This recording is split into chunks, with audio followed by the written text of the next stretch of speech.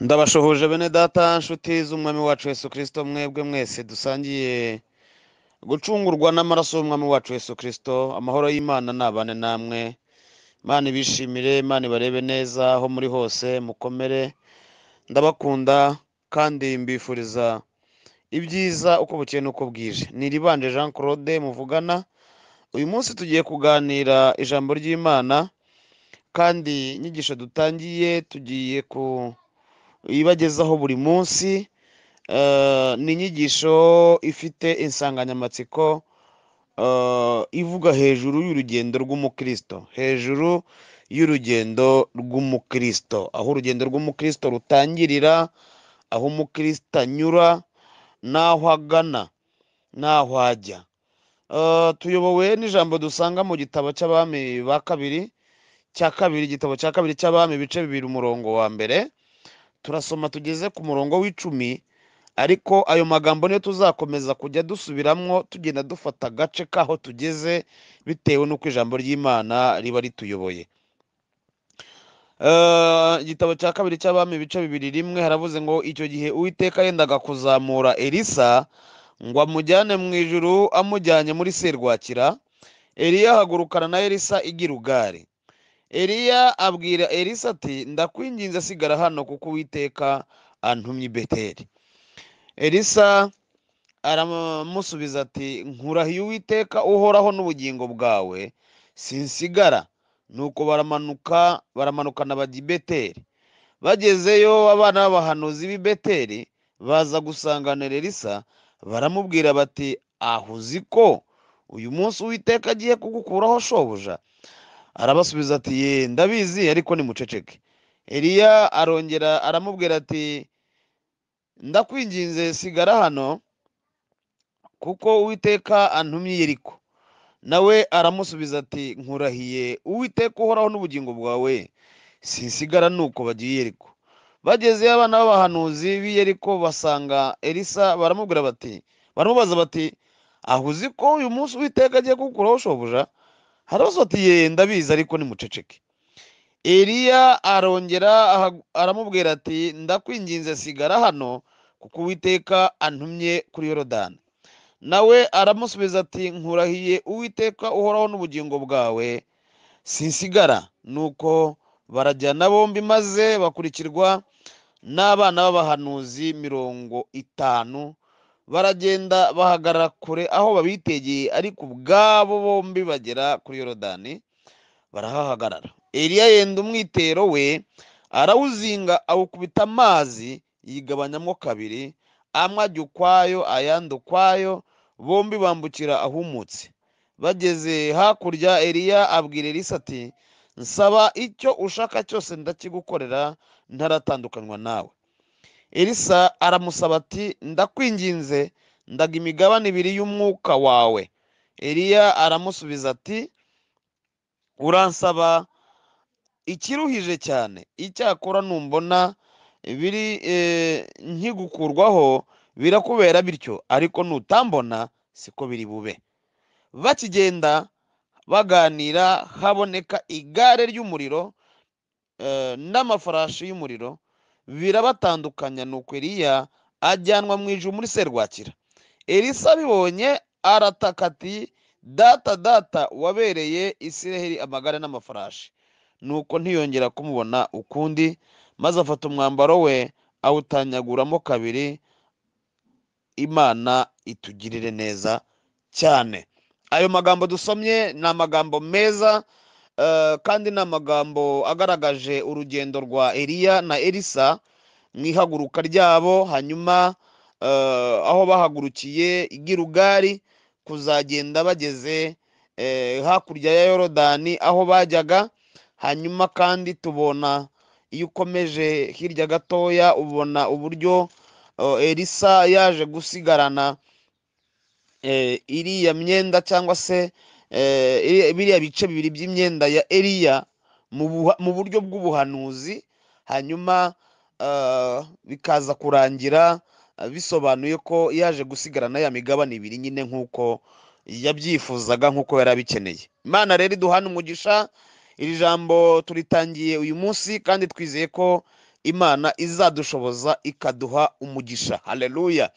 Nk'uko twabivuze, umukristo afite urugendo yatangiye kandi afite n'aho arimo anyura, ariko kandi hari aho arimo ajya. Imana ishimwe cyane kandi ihimbazwe. Haleluya. Bibiliya itweretse Eliya na Elisa ubwo bahagurukaga, ngo bahagurukiye Gilugali, bahagurukiye i Gilugali. Turaza kureba Gilugali uyu munsi. Ndumva iby'amateka ya Eliya na Elisa ari ibintu bizwi. Eliya yabayeho mu gihe cy'abami, ahanurira mu bihe bikomeye cyane abami batandukanye, hanyuma aza gusimburwa na Elisa. Iyo ukurikiranye neza amateka y'aba bagabo bombi mu buryo bw'ibiboneka n'ibigaragara n'ibifatika, usanga Eliya nta kintu yari afite. Eliya, Bibiliya avuga ngo ni Eliya w'itishubi. Ntibagaragaza nyina, ntibagaragaza se, ntibagaragaza imitungo yagiraga, ntibagaragaza kandi kazi yagiraga, nta kindi kintu cye bagaragaza. Cyakoza bagaragaza ko yari umuhanuzi w'umuriro, yari umukozi w'Imana ukomeye cyane, uteye ubwoba. Yari afite ubutunzi bwo mu isi y'umwuka budafatika, butaboneshwa amaso y'umubiri. Amateka ye arazwi cyane. Hanyuma Elisa akaba we umuhanuzi waje gutoranywa mu gihe Imana yari imutoranije, ariko ugasanga we yari umukire, kuko mu gihe cye yari umuntu ukomeye cyane wahingishaga inka, ndetse n'umunsi atoranywa kugira ngo asezere ku muryango, Bibiliya igaragaza ko yabaze inka kugira ngo asezere ku bantu. Yasize agaburiye abantu, haravuga ati Imana irampamagaye, atoranya abantu b'intoranwa b'inshuti, ababagira bararya, haravuga ati Imana irantoranyije, irampamagaye. Ariko ikintu gikomeye cyane kiri muri iyi nyigisho ni uburyo Elisa ari inyuma ya Eliya. Yanze gusigara Gilugali, yanze gusigara Beteli, yanze gusigara Yeriko, yanze gusigara kuri Yorodani, aragenda afite ikintu atagatinze kuri Eliya. Ni ikintu gikomeye cyane kumva ko umuntu w'umukire, umuntu ufite imitungo ifatika, afite ibintu yaretse, afite ibintu yataye, arimo akurikira umuntu utagira namba, ariko ufite ubutunzi bwo mu isi y'umwuka butagaragara, budafatika, kandi umukozi w'Imana arimo abwifuza mu buryo bufatika. Haleluya. Abantu b'Imana bagira ibintu bidafatika, bitagaragara, ariko bikaze, bikomeye cyane, ku buryo abahanga bazi kubihishurirwa barabikurikirana bakabyifuza mpaka babigezeho. Reka rero twiyizire Gilugali, turebe Gilugali bahagurukiye. Gilugali ni hantu ki? Gilugali hari hehe? Iyo usomye ijambo ry'Imana rikugaragariza ko Gilugali niho hantu hambere Abisiraheli babambye amahema bamaze kwambuka Yorodani bava mu gihugu cya Egiputa. Bamaze kwambuka inyanja itukura, bambutse inyanja itukura, baraza ubutayu bwose, bagera igihe noneho banambuka Yorodani. Bageze Yorodani, bafungiye feri ahitwa Gilugali.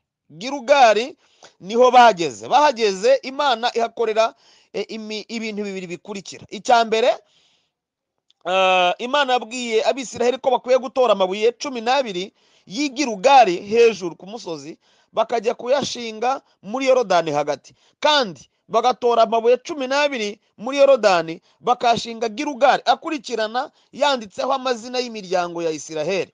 Ngo ibyo byabereyeho kugira ngo Imana iziye yibuka uburyo Abisiraheli bambutse inyanja itukura, kandi nabo babyibuke. Ikindi kandi ngo byongere bibe ikimenyetso ku bana babo igihe bazaba barababyaye, ndetse hazaba ahantu nyaburanga ba mukerarugendo bazajya bajya bakabona ayo mabuye yatowe muri Yorodani. Haleluya.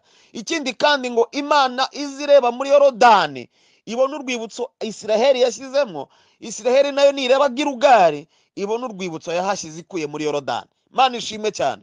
Bageze Gilugali, Abisiraheli bageze i Gilugali rero, haleluya, hariho ikintu cyahakorewe nifuza ko twumva muri iri jambo ry'uyu munsi. Reka dusome ijambo ry'Imana riri muri Yosuwa ibice 5 umurongo w'8. Haravuze ngo, nuko abantu bose bamaze gukebwa baguma aho bari mu mahema yabo kugeza aho bakiriye. Uwiteka abwira Yosuwa ati none mbakuyeho igisuzuguriro abanyegiputa babasuzuguraga, nicyo gitumye aho hantu hitwa Gilugari na bugingo n'ubu. Nuko Abisirayeli babamba amahema i Gilugari, baziririza Pasika ku munsi wa 14 w'ukwezi nimugoroba mu kibaya cya Yeriko. Bukeye bw'umunsi wa Pasika, uwo munsi nyine bawuryaho ibigugu by'ingano zo muri icyo gihugu n'udutsima tudasembuwe n'ibigori bikaranze. Nuko bukeye bw'uwo munsi baririyeho ibigugu by'ingano no muri icyo gihugu, manu ntiyongera kuboneka, Abisirayeli ntibongera kubona manu ukundi, ahubwo uwo mwaka barya imyaka y'igihugu cy'i Kanani. Amen. Mu gutangira urugendo rw'umukristo hariho ikintu cy'ibanze hariho imihango y'ibanze ikwiye kumukorerwaho, hariho ibintu by'ibanze bikwiye kuba byaramubayeho, bitaba byarakubayeho ukamenya neza yuko ufite ikibazo gikomeye. Ndashaka kubabwira ko ahangaha i Gilugari niho umuntu ahagurukira. Iyo uhahagurutse neza, ibisabwa byose bikozwe, ukomeza urugendo kandi ukazarama, ukazagera iyo ujya amahoro. Iyo uhagurutse i Gilugari nabi, hari ahantu hatandukanye uzagenda ugaragarira, abantu bakamenya ko imihagurukire yawe ifite ikibazo. Ijambo rya mbere, i Gilugari niho Imana yabwiriye Abisirayeli ko bagomba kubanza kongera gukebwa. Abari barakebwe bamwe bari baraguye mu butayu, hanyuma Imana ibwira Yosuwa ko akwiye gushaka amabuye agakeba Abisirayeli. Hanyuma Bibiri igaragaje ngo bamaze gukebwa bagumaho bari kugeza aho babanje gukirira. Aya magambo abiri arakomeye, ngo barakebwe bagumaho bari kugeza igihe babanje gukirira. Muri urugendo rw'agakiza hari abantu usanga barakebwe ariko batarakize, hakaba abantu usanga bagenda ariko batarakebwe. Ni byiza ko habanza gukebwa hagakurikiraho gukira, ukaguma hamwe ukabanza ugakira. Imana idufashe cyane. Hari abantu batakize ingeso, hari abantu batakize kubeshya, hari abantu batakize gusambana, bakebwe ariko batakize. Iyo wakebwe ntukire, ugaragarira imbere mu rugendo rwawe ugira ibibazo bikomeye cyane, nturama, ntukomera, ntugira ubuzima buzima. Imana idufashe cyane. Ni ukuguma aho uri ukabanza ugakira. Ijambo rya kabiri, imyaka yose 40 bari bagenze ahangaha niho Imana yababwiriye ko ibakuyeho igisuzuguriro. Iki ni igisuzuguriro cyo mu Egiputa, igisuzuguro cyo mu byaha. Hari igihe usanga umuntu akubwira ko yakebwe ariko hari igisuzuguro kitaramuvaho, hari uburyo yagaragaza ibimenyetso by'Abanyegiputa n'imico yaho kandi akubwira ko ari mu rugendo rw'ikana. Deja menya ko aha hantu bari bageze neza mu gihugu cy'amasezerano, ariko bageze ahantu hambere bakandagije ibirenge. Naho ngaho ubutayu bwari burangiye, Egiputa yari irangiye. Imana ibwira Abisirayeli ngo ibakuyeho igisuzuguriro. Umukristo muzima ahaguruka kuweho igisuzuguriro. I Gilugari niho honyine umuntu akorerwaho igisuzuguriro. Ijambo rya gatatu haratubwiye ngo kandi bamaze kugera aho ngaho, ikindi kintu cyabaye ngo bahaririye Pasika, bongeye kwibuka Pasika bakoreye mu butayu, bakoreye muri Egiputa, barongera baziririza Pasika. Haleluya. Bibuka gucungurwa kwabo. Umukristo muzima ahoraho agaciro gucungurwa kwe, akazirikana igitambo cyatambwe rimwe gusa kugira ngo abone ubugingo buhoraho. Iyi Pasika guhora uyibuka mu buzima bwawe ni ikintu cy'ingenzi cyane, tutarindiriye ya matariki tuzi iberaho. Ni ikintu cy'ingenzi guhora wibuka gucungurwa kwawe. Ibi bituma biri mu nkingi zikomeye zikomeza ubuzima bw'umukristo. Haleluya. Ntabashe kunyeganyega. Ijambo rya kane rikomeye cyane. Haleluya. Bibiliya yavuze ngo ahangaha i Gilugari Imana yahabahereye ibyo kurya by'ibigugu byo mu gihugu bajyagamo. Haleluya, haleluya. Ibyo kurya by'ibigugu. Aha hantu ndagira ngo muhumve neza, bariye ibyo kurya byo mu gihugu. Haleluya. Ariko bataragifata cyose. Abahivi bari bagihari, abayebusi bari bagihari, abanyakanani bari bagihari, abanyaruvadi bari bagihari, abaferezi bari bagihari, abamori bari bagihari, abaheti bari bagihari. Imbere yabo Yeriko yari ibarindiriye, hirya yaho gato Ayi yari ihari, intambara zari zigihari. Donc bari bataranarwana n'umunsi umwe, ariko Imana ibanza kubumvisha ku cyanga. Haleluya. Ibanza kubaha avance siri Kanani, ibaha avance kugira ngo bumve uburyohe bw'imbuto z'igihugu basezeranijwe noneho bose. Haleluya. Bose ibaha kuzo kurya byo mu gihugu bose. Iki kintu kirakomeye cyane, ntabwo wacyumva, ariko hari abantu bakeya bashobora kucyumva. Kurya ibyo kurya byo mu gihugu urazwe uhawe, barumva baranezerewe cyane. Nibwo bwa mbere bari babiriye babaho, bati kweri turi ibyo kurya byo mu gihugu twasezeranijwe. Ibi ni avance sirikana, ni avance Imana yabahaye. Hari ukuntu Imana iziduha avance, haleluya, ikatwumvisha ku buryohe bw'ijuru tukiri hano mu isi, tukirwana na Satani, umubiri ugihari, intambara zigihari, amakuba gihari, ibibazo bigihari. Imana ikavuga ngo henga mbumvishe ku buryohe bw'ijuru, igihugu mwarazwe, igihugu mwasezeranijwe. Iyo iyi avance utarayirya ntabwo wagendana n'Imana neza, ariko iyo wariye kuri ibi byo kurya, haleluya, urwana intambara nziza, urahatana, ukavuga ati nkurikije uburyohe numvise bw'imbuto zo mu gihugu cyahonja, nta mpamvu yo gusubira inyuma. Imana ishimwe cyane. Bibiliya yavuze ngo ntabwo bongeye kubona manu ukundi. Haleluya. Kuko manu ni inyabutayo. Iyo umuntu yageze mu gihugu cy'amasezerano atangira kurya iby'amasezerano, atangira kurya ibyo kurya byo mu gihugu cy'amasezerano. Bwana asifiwe sana. Twumvise rero ko umukristo akwiye guhaguruka kebwe. Ijambo rya kabiri, agomba guhaguruka kize. Nta mpamvu yo kumva kuko muri iki gihe usanga abantu, umuntu bamikoza muri Yorodani akavamwe afungira fere muri korari, akavamwe afungira fere mu kidiyakoni, akavamwe afungira fere mu mirimo y'Imana. Wajya kubona ugasanga arimo arazamza ibintu, ugasanga ntiyakize. Ni byiza ko tubanza kuguma mu mahema tugakira neza, ukumva ko ukize ingeso, ukize umujinya, ukize bya byaha, ukize bya bintu, ugahaguruka wumva ukize neza. Girugari kandi irongera ikagereranywa no ku musaraba, aho mukristo yahagurukiye. Haleluya. Ageze ku musaraba, mwese murabizi, yari afite imitwaro iremereye. Buriya nubwo yari amaze igihe kinini agenda, guhera mu gihugu cyabo cya rimbukiro wageranya na Egiputa na za nzira zose yagiye, ariko urugendo nyirizina gutangira kwarwo ruri konfirime rwatangiriye ku musaraba. Ijambo rya mbere, ku musaraba niho mukristo umutwaro wamuviriye ku mugongo, ni ukuvuga ngo arakebwe. Ijambo rya kabiri, ngo yabonye abagabo batatu, umwe aramubwira ngo ibyaha byawe urabibabariwe, amwambura imyambaro y'ubushwambagara, cya gisuzuguriro, Bwana asifiwe sana, cyo mu Egiputa. Amwambura imyambaro y'ubushwambagara yari yambaye, amwambika umwenda wera. Ngicyo igisuzuguriro akuweho. Ijambo rya gatatu, Bibiliya iravuga ngo uwa kabiri amuhereza umuzingo w'igitabo. Ngibyo ibyo kurya by'ibigugu byo mu gihugu cyaho tujya, bidutunga muri uru rugendo mpaka tugezeyo.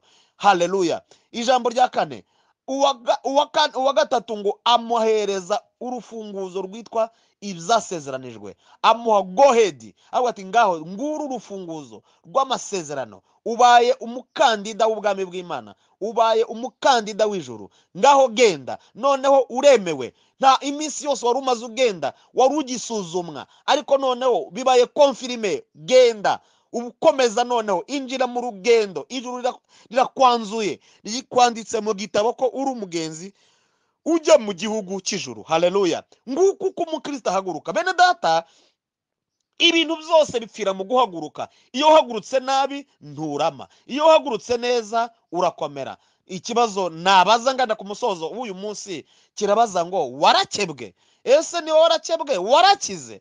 ese niba warakize wumva igisuzuguro cyo mu Egiputa cyarakuvuyeho? Imana idufashe cyane. aho ujya wibuka kurya ku bigugu by'igihugu cy'amasezerano tujyamwo. Imana idufashe cyane kandi nitugirire neza. Haleluya. Birakwiye rero ko njyewe nawe twisuzuma tukareba, haleluya, uko duhagaze mu rugendo. Nimubona abantu bagenda bagwagwana basubira inyuma, badahagarara neza ngo bashinge ibirenge byabo mu gakiza, ujye umenya ko biba byarapfiriye mu guhaguruka kwabo. Byose biba byarapfiriye mu guhaguruka kwabo. Imana idugire neza. Uyu munsi wa none nagira ngo wongere usuzume imihagurukire yawe, urebe uko uhagaze, urebe aho uri, umenye niba koko uharahugurutse nk'uko bikwiriye. Hanyuma nusanga hari ibyo utarakira, inama nakugira nukongera kwegera Imana, ukayinginga, ukayisaba ko yongera ikagutunganya, ugahagarara nk'uko Imana ishaka. Imana ibamugisha mu izina rya Yesu, amen. Reka dusenge. Mana, tugushimiye ijambo ryawe duhaye kuri uyu munsi.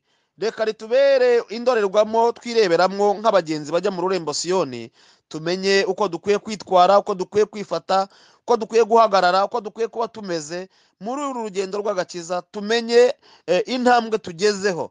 Rero buri muntu wese ndamusengeye kugira ngo yongere asubize amaso inyuma, arebe imihagurukire ye, kandi ijambo ryawe riza kugeraho wese akumva ari cyo rimubwiye. Umwuka wera musobanurire ibirenze ibyo navuga, kandi ikiganza cyawe kibe kuri we. Icy'ingenzi dusaba nuko twifuza ko tuzagera iyo tujya amahoro, kuko gutangira ko twaratangiye, nubwo imitangirire yacu yaba itari imwe, ariko twaratangiye. Nuhereze umugisha buri muntu wese uri buze kwisuzumira mu ijambo ryawe ry'uyu munsi, mu izina rya Yesu, amen. Shalom shalom. Tuzakomeza ejo.